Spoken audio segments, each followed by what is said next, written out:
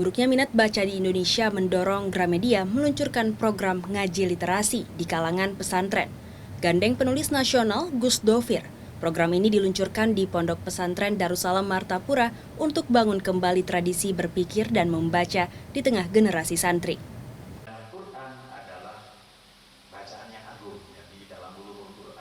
Rendahnya minat baca Indonesia menjadi dasar lahirnya program ngaji literasi yang digagas Gramedia.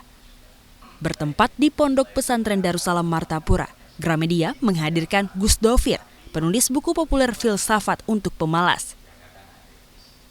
Dalam seminarnya, Gus Dovir menggugah para santri untuk tidak hanya hafal kitab, tapi juga memiliki wawasan luas tentang dunia.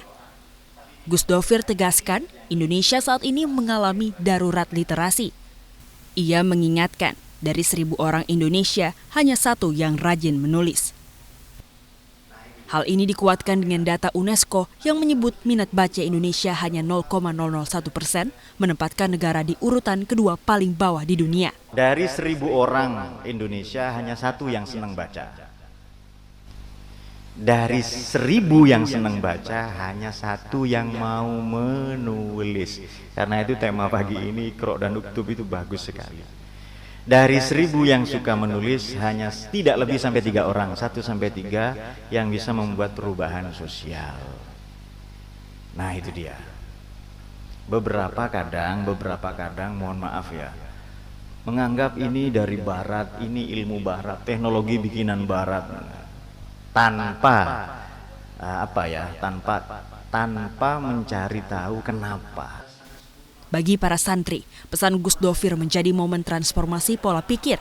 Literasi bukan lagi dipandang sebagai aktivitas sekuler, tapi sebuah kewajiban dalam menjaga warisan ilmu Islam. Sesuai data memang menyatakan seperti itu. Indonesia merupakan negara kedua terendah minat baca. Meskipun demikian, kita akan terus berusaha untuk menggapai Indonesia Emas tahun 2024 dengan menambahkan buku bacaan, sering mengikuti komunitas, mendatangi seminar untuk menumbuhkan kembali minat baca di kalangan santri.